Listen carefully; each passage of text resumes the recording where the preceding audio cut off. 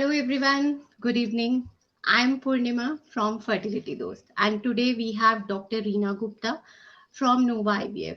I think Dr. Reena Gupta के लिए कुछ कहना जरूरी नहीं है because she is a name in herself as she is a senior fertility consultant and ma'am many members from our community are excited to join this live session because उनको पता था कि आज डॉक्टर रीना आ रही हैं. So, good evening, ma'am, and welcome to our platform. Thank you. Thank you so much, Purnima. Thank you for the kind introduction.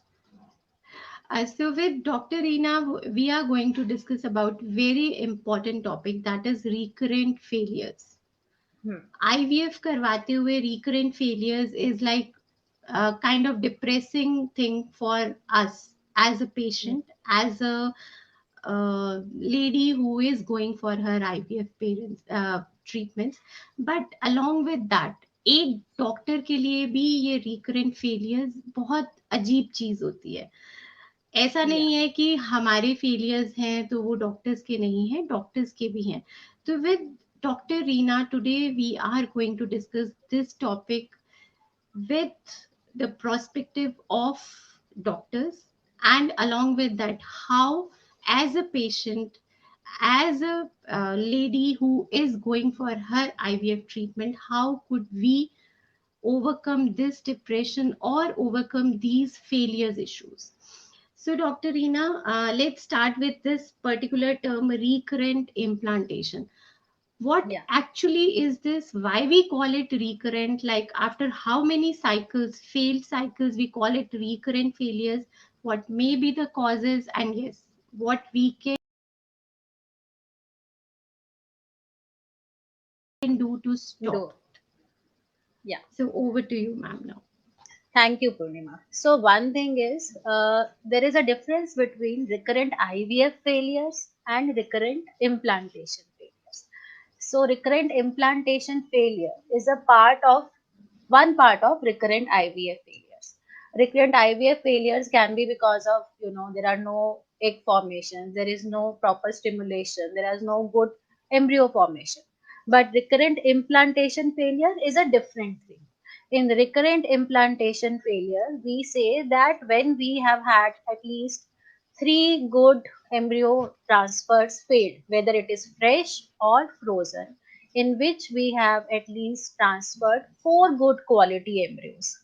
And in this, we also take the age of the woman, which should be less than 40 years, because age is one of the most important factor which tells us about how successful will be the IVF cycle. So Right. when we talk about recurrent implantation failures, it means three failed transfer cycles and at least four good quality embryos, and in a woman who is less than 40 years. So Okay. as such, as you said, that recurrent IVF failure is very disturbing for the patients as well as for the clinicians, because for there is a myth, I would say there is a myth in the patient's mind that IVF means that it is 100% guarantee. But I want to clear this first thing I want to clear is that IVF doesn't have 100% success rate. Even in the western world also, the success rate of IVF is 60 to 70%. We cannot Right. achieve 100%. So whenever we see a patient, we must counsel the patient by seeing the patient's reports, by seeing the patient's history, and by examining the patient. And I generally tell my patient that this would be the success rate in your IVF. Hmm. Okay, so that is very important, that the patient should has this in mind, that what would be my chances if I am going through the IVF. So that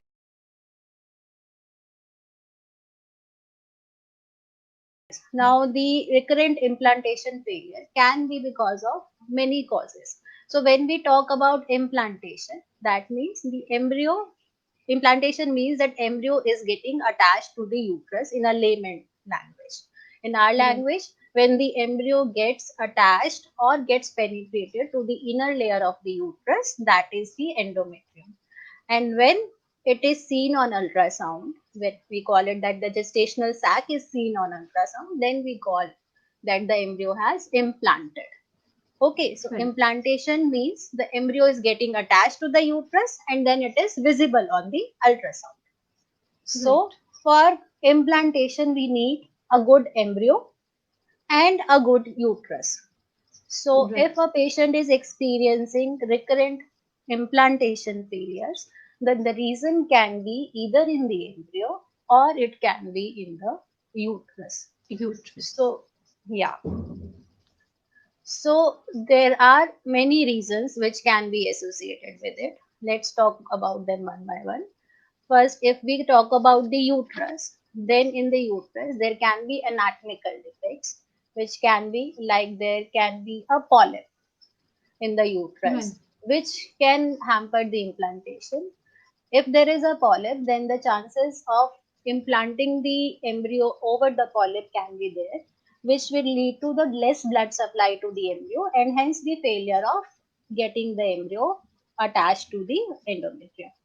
Also, if Right. there is a polyp, the embryo may get expelled, or that can be a reason for miscarriage.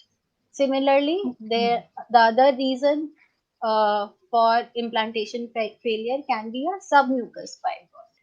So there are different types of fibroids. One is submucous, one is intramural, and one is subserosal. Right. For us, from the fertility point of view, if the fibroid is coming in the cavity of the uterus, then it is a problem to us and it can be one of the causes for implantation failure. The Right. third anatomical cause could be the adhesions.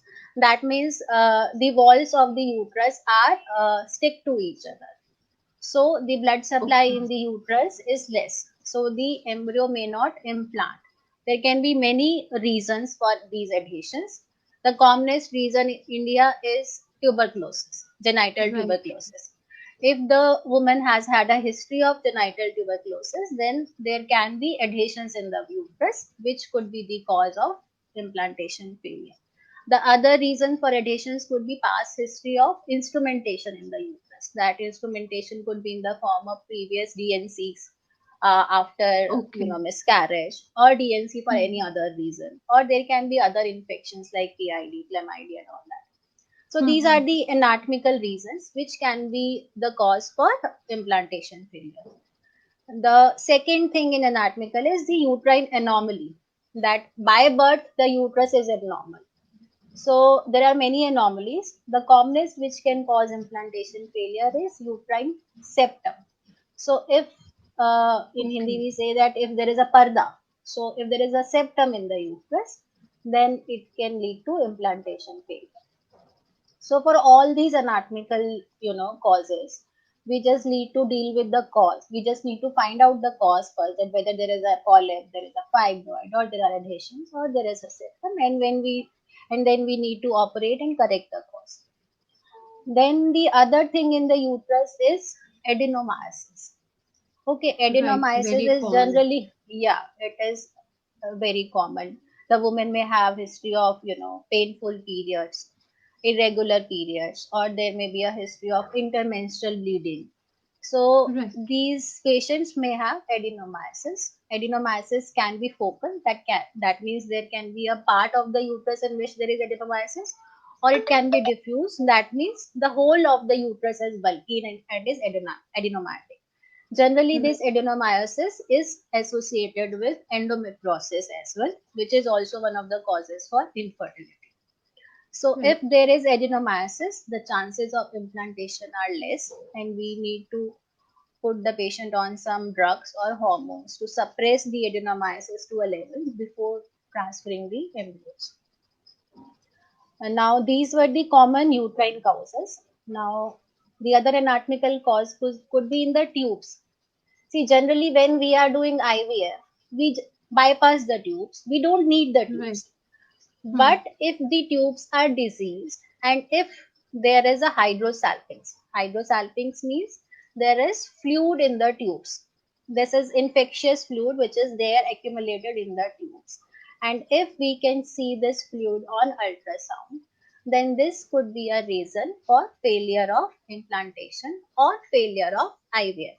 So what happens in this hydrosalpinx, that toxic fluid may reflux to the uterine cavity and it may flush the embryo out.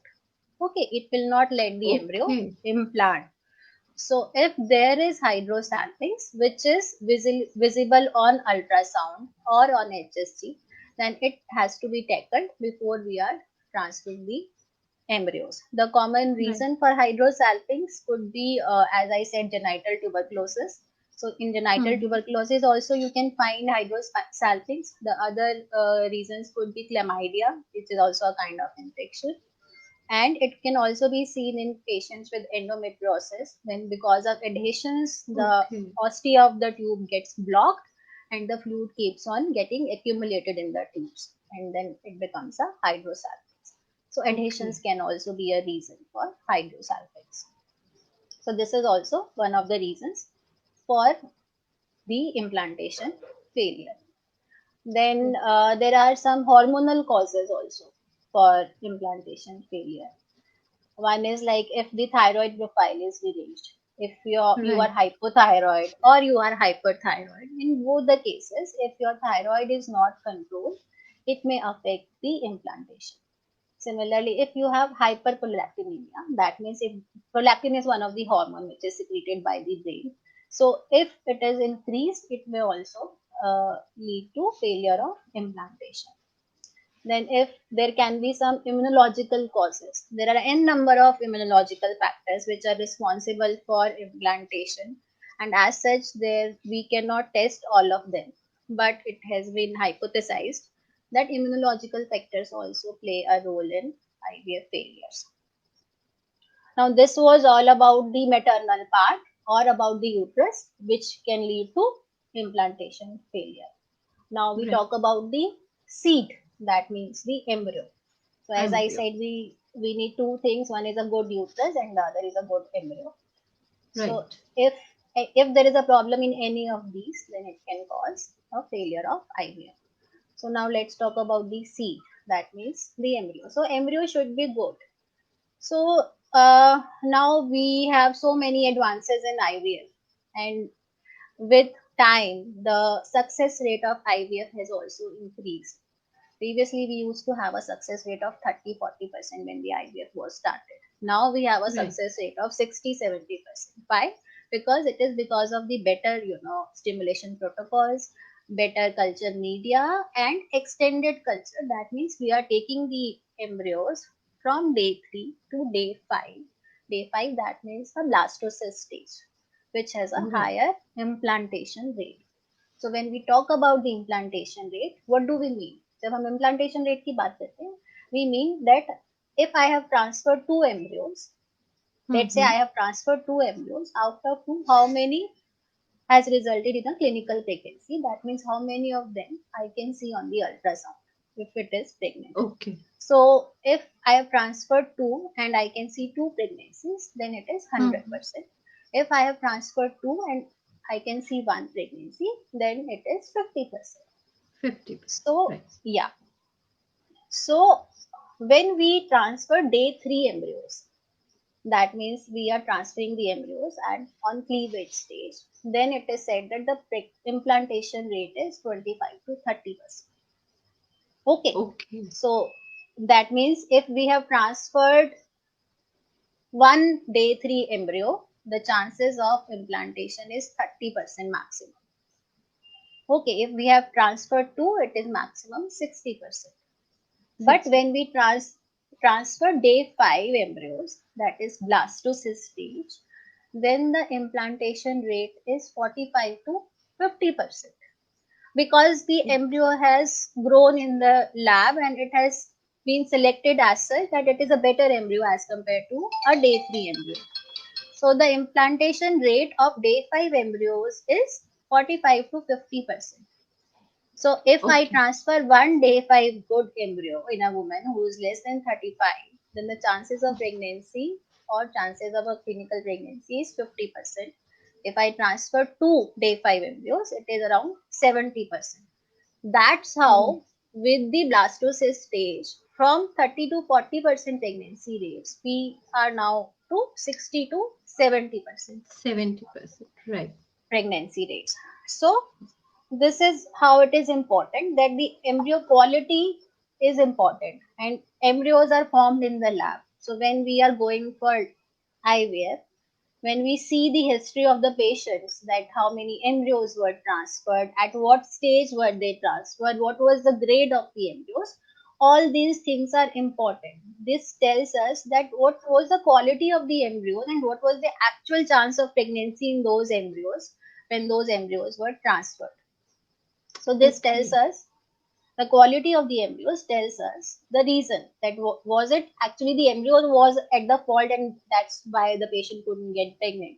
So I get so many patients who had IVF failure from outside, and when we do IVF in our lab, they get pregnant in the first attempt because the embryos which were transferred were not good, and Hmm. they were not day 5 embryos. So that's the reason. So there are ways of grading the two ways of saying that the embryo is good quality or not. One is just by seeing them, that is the morphological criteria. As I said, we can see the embryos on day 3 and day 5, and we can call them whether it is a grade embryo or a B grade embryo or a C grade embryo. Right, right. Okay, so sometimes what happens, that even if the embryo looks good to me in the microscope, it may not give pregnancy. The reason could be that the embryo which is looking good to us may be genetically abnormal, may be genetically unhealthy. In Unhealthy. that scenario, what we can do is, there is an advanced technique nowadays available in which we take few cells out from the embryo and send it for genetic testing, which is called as PGTA, or pre-implantation genetic testing for aneuploidy, in which we can test whether the embryo which is looking good to us is actually genetically normal or not. So this is the other criteria to select the healthy embryo. It will Healthy. tell us whether the embryo is healthy or not. And obviously, if we are transferring a healthy embryo, the chances of pregnancy are more. I think we cleared many doubts related to this recurrent implantation failures. क्यों होता है, कब होता है, कैसे होता है, बहुत सारी चीजें डॉक्टर रीना ने डिस्कस करी, और आई थिंक हमने काफी सारी चीजें जो कि गलत, I would say that myths, एक गलत धारणाएं लोगों ने अपने अंदर बना ली हैं, उनको भी आज कहीं ना कहीं हमने खत्म किया है. And as during every session I advise viewers कि आपके आसपास, आपके नेबरहुड में, आपके कलीग्स, आपके रिलेटिव्स, कोई भी ऐसा है जो इस जर्नी में है अकेला, उनको लगता है वो अकेले हैं, तो प्लीज उनको हमारे बारे में बताइए, उनको फर्टिलिटी दोस्त के बारे में बताइए, हमारी वेबसाइट के बारे में बताइए, हमारे फेसबुक पेज के बारे में, so that they can see these live sessions और उनको कहीं ना कहीं हेल्प मिले. क्योंकि आज भी हमारी सोसाइटी में हम लोग बुरा मानते हैं आईवीएफ कराने को, हम लोग सोचते हैं क्यों डिस्कस करें. तो Hmm. आप अगर चाहते हैं कि आप खुल के बात नहीं कर सकते तो connect with us. That is why we are दोस्त, वी आर योर फर्टिलिटी दोस्त. हमारे सेशंस आपके साथ रोज होते हैं. हम कोशिश करते हैं वंस और twice at least we can have very known doctors for you so that you can discuss your issues, your problems. And आज डॉक्टर रीना ने हमारे इम्प्लांटेशन फेलियर्स के बारे में बहुत अच्छी बातें बताई. एंड सीरियसली डॉक्टर रीना, बहुत सारी चीजें ऐसी थी जो बहुत छोटी थी बट हम कभी उन पे ध्यान नहीं देते.